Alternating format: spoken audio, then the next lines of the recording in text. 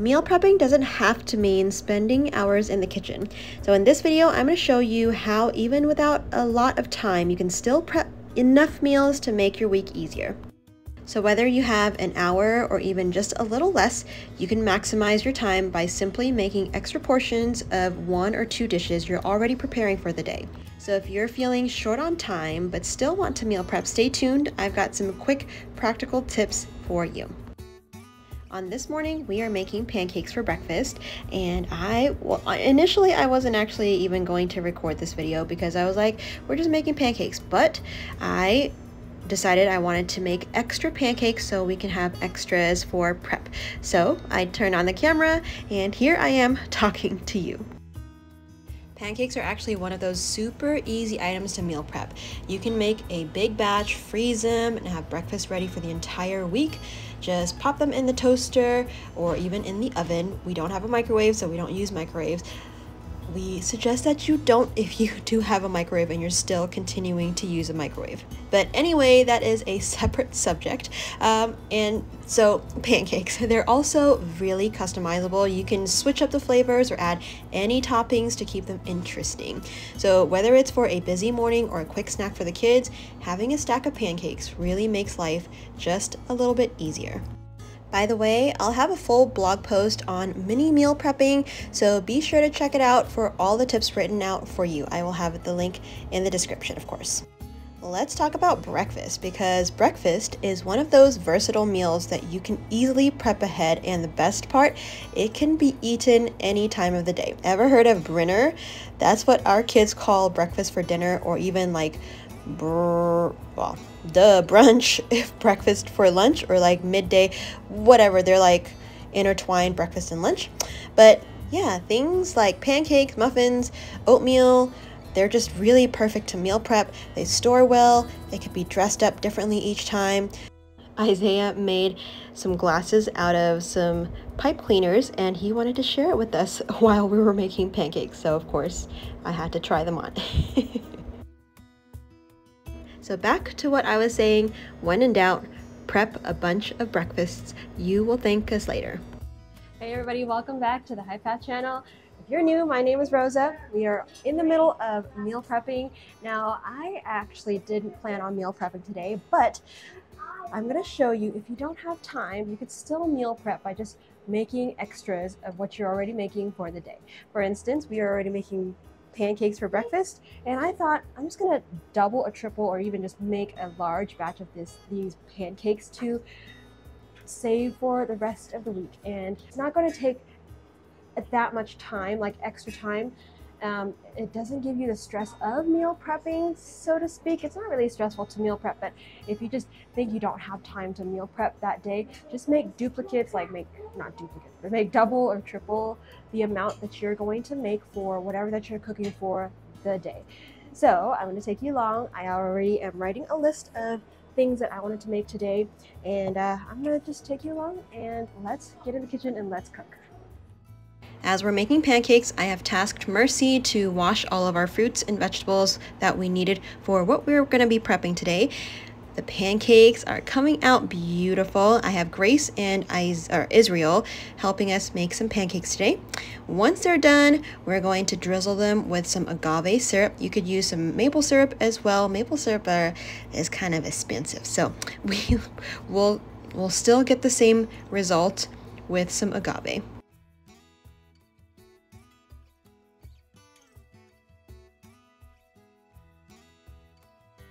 Meanwhile, I am starting on some bread making. If you want to learn how to make bread without measuring, I will also have the video linked in the description.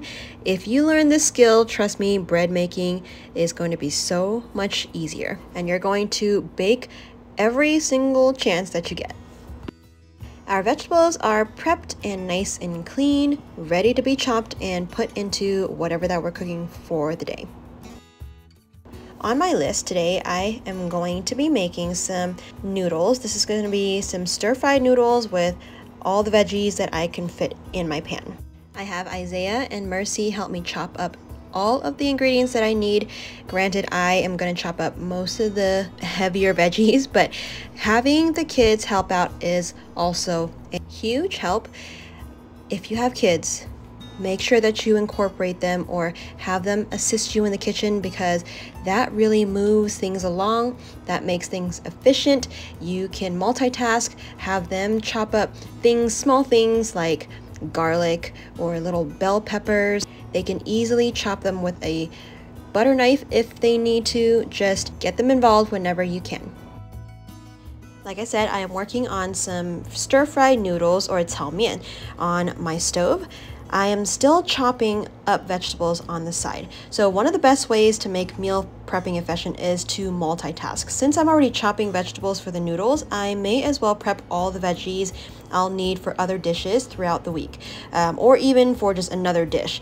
So on my other side, I have a pot going. I'm going to start a sweet potato soup for dinner, or meal prep. Really, we're going to have it for dinner, but if we have leftovers, of course, we will freeze that or eat it the next day. It saves so much time in the long run.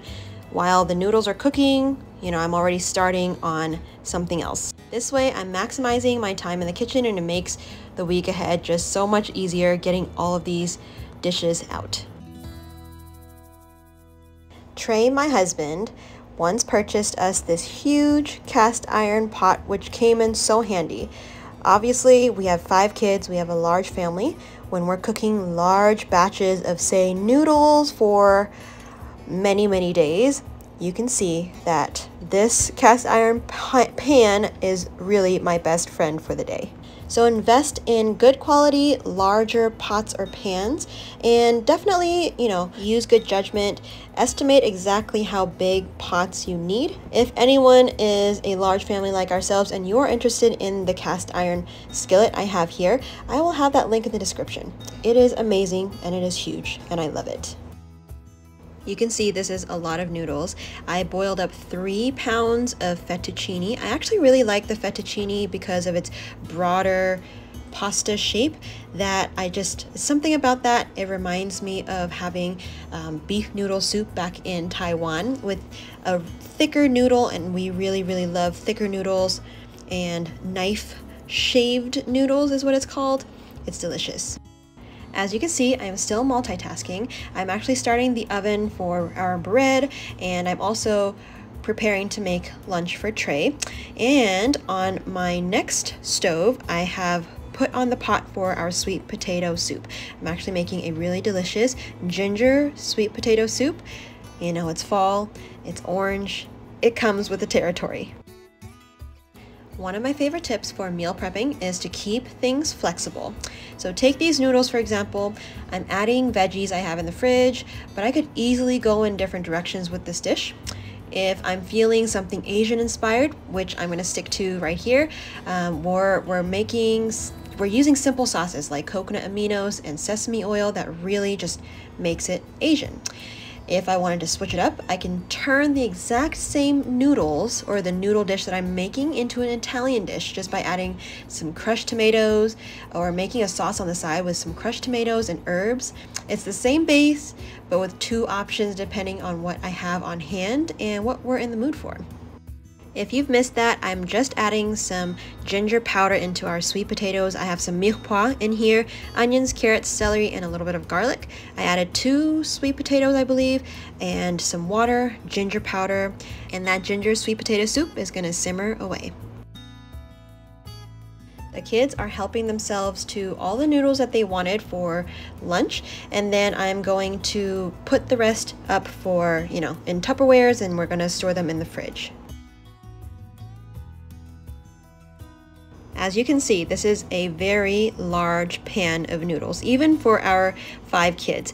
So I definitely know that we will have plenty of leftover, but I wanted the kids to kind of just help themselves, get them as full as possible, and then we will put the rest in Tupperwares.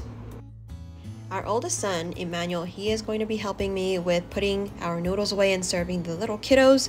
This guy is 13. I know he looks like a big boy, but he's actually only 13. He's turning 14 very soon. He is a growing boy. He can eat. So you can imagine all the food that we are going through.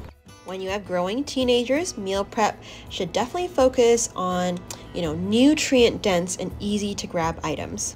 I try to incorporate as much vegetables as I can whenever I make bulk items like this. So do things like that. Maybe prep lots of grain bowls, beans, legumes. Those things with protein will definitely fill a teenager up.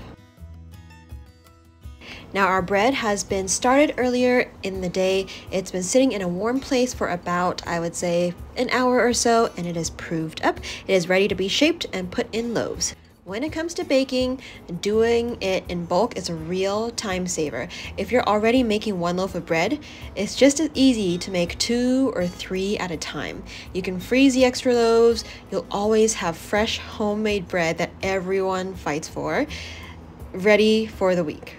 This is especially helpful for plant-based families, where having wholesome, like really good homemade bread on hand is a perfect base for any meals or snacks, anything like that. Today I'm working on 1 sandwich loaf, and then I'm also making 1 pan of focaccia bread. I also have a video on focaccia where I taught Trey how to make focaccia. It was a very fun video, so if you want to check it out, I will have that in the description as well. Our loaves proved 1 more time before we put in the oven. They are ready. They are nice and fluffy. They are jiggly wiggly, and it's time to be baked. Our delicious, warming ginger sweet potato soup is now done. I am going to mash our sweet potatoes into a smoother, maybe a puree type texture, but I still want some big chunks. So that's why I chose a masher instead of just, hand blending it. I'm also going to finish it with some coconut milk.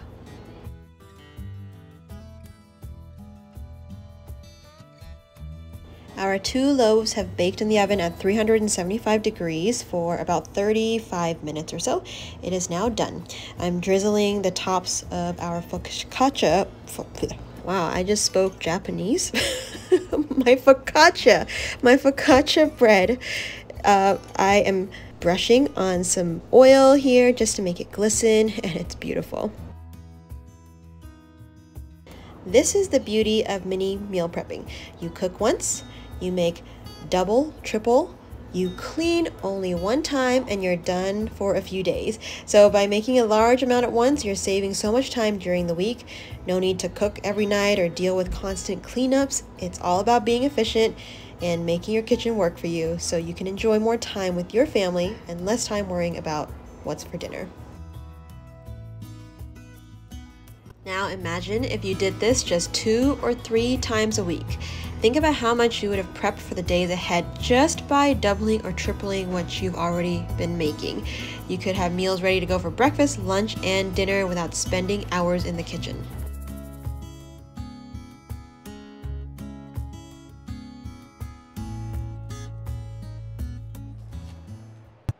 As you can see, the pancakes didn't make it very far.